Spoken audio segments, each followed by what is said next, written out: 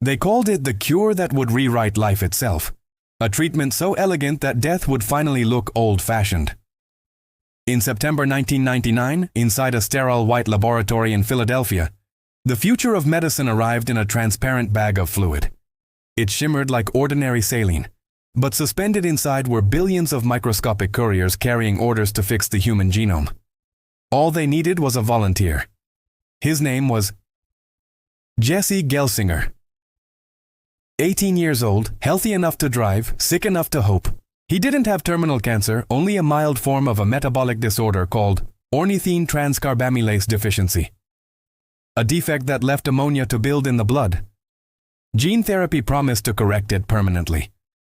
The doctors at the University of Pennsylvania assured him the risks were minimal, just a mild immune reaction, a brief fever. Jesse joked with technicians as they connected the IV. The liquid slid into his veins, and for 6 hours the future truly seemed possible. Then his temperature began to rise, 100.4 degrees, 101, 102. Within 10 hours he was burning at 107. His skin turned the color of parchment. Clotting factors evaporated. His liver failed first, then lungs, then brain. 4 days later, Jesse lay brain dead as the very virus that was supposed to heal him replicated wildly inside his cells. It lived. He didn't. The gene therapy that killed everyone except the virus had claimed its first human host. That death cracked open a field that had worshipped its own optimism. For a decade, researchers had described viral vectors, the engineered viruses that carry corrected genes, as domesticated pets, declawed predators serving humanity. What they forgot is that domestication can reverse in a heartbeat. Viral evolution is the oldest software on Earth. A single misplaced line of code turns cure into contagion. Jesse's vector was derived from adenovirus 510C, the same family responsible for the common cold. Scientists chose it precisely because it was mild. But when billions of attenuated particles entered the bloodstream at once, the body's immune system saw invasion, not therapy. Cytokine storms flooded tissues with inflammation. The patient's own defenses incinerated him from within. At the time, the experiment ES leader, one of the most respected molecular geneticists in America, called the outcome a terrible surprise. But surprise implies ignorance, not incentive. Later investigations revealed that several monkeys earlier in the trial had shown similar liver toxicity. Their deaths were underreported. The laboratory also held financial patents on the vector, worth millions if successful. Optimism, ambition, profit, each blind enough on its own, together lethal. The aftermath forced the first real autopsy on gene therapy's ethics.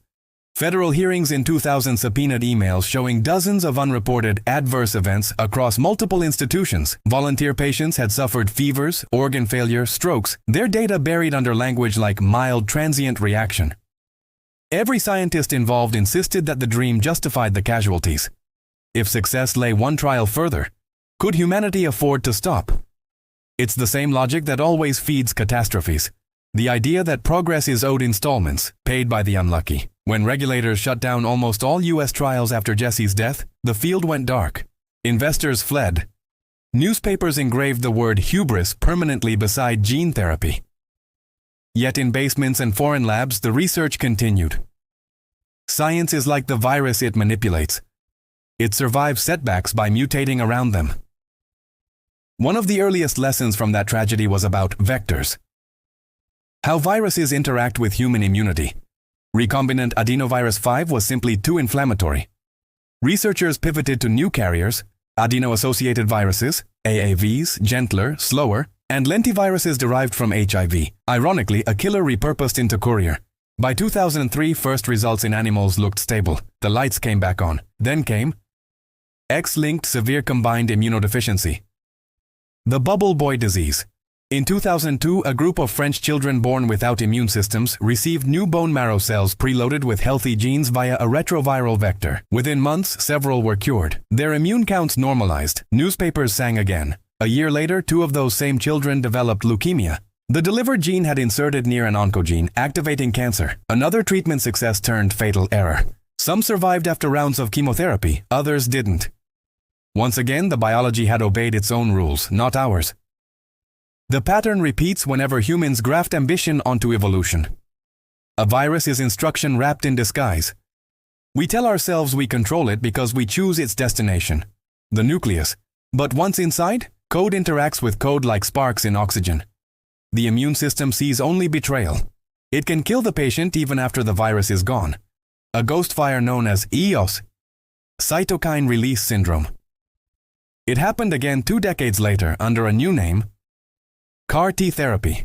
Here, doctors reprogram a patient's own T cells to hunt cancer cells, then re-infuse them. Early trials delivered miracles. Metastatic leukemia vanished in days. But in a few, the same thunder returned, fever climbing past 104, organs swelling, immune storms identical to Jesse's, only faster. This time, protocols caught it early. Drugs like tocilizumab dampened the reaction.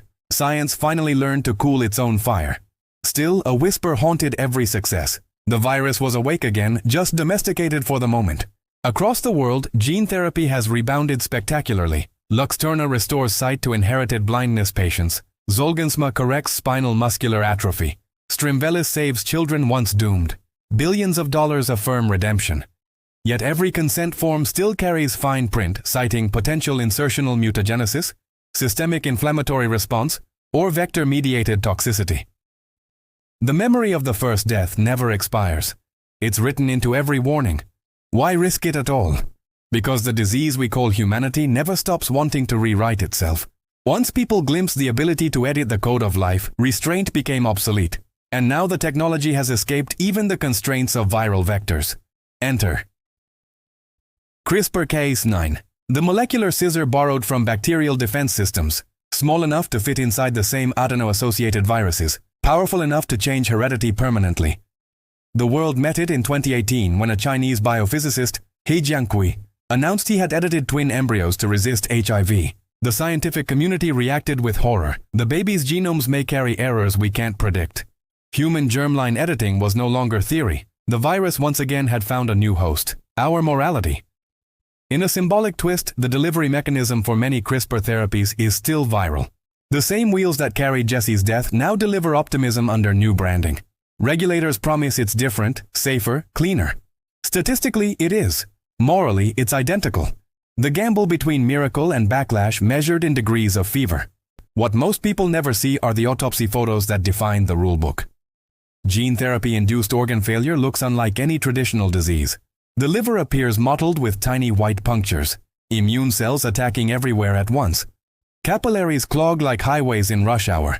Oxygen drops, heat rises. Victims do not bleed, they simmer. The virus leaves after hours, its mission complete, while the body continues the war. The cure wins, then the patient dies of victory. Even as safety improves, echoes remain. In 2022, the world watched another trial go wrong.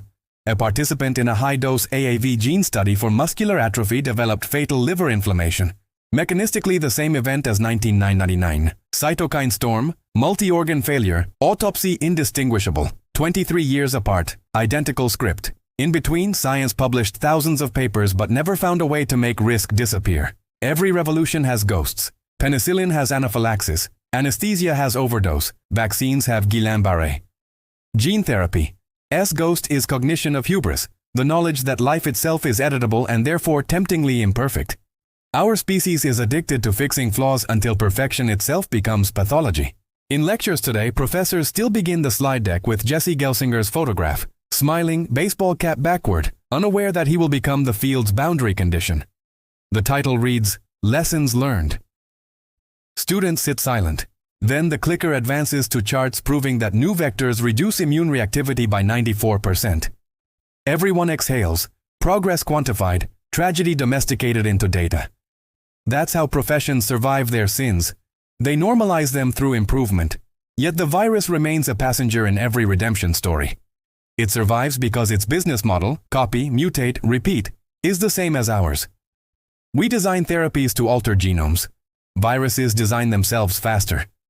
Some scientists suspect that gene transfer vectors may already be escaping into wild microbial populations, exchanging fragments of human DNA through sewage and soil. The evidence isn't crisis yet, but neither were the first monkey fevers in 1998. A microbe carrying scraps of therapeutic genes could theoretically hybridize with pathogens it encounters. That's how evolution works. Generosity between killers. The question no ethics board can comfort is whether humanity has invented a cure that, in succeeding, will teach viruses everything we know about ourselves. Molecular biology is now open source. We domesticate the predator, then feed it our blueprints. The dream of self-correction has turned into a shared language between species. We teach them medicine, they teach us humility. The field ES defenders argue that every transplant engineer owes debt to early deaths, the same way flight pioneers owe debt to their broken wings. They're right. Without catastrophe, there is no caution. But even that logic carries infection. Believing suffering is necessary to justify knowledge guarantees endless supply of victims. The laboratory cleans its floors.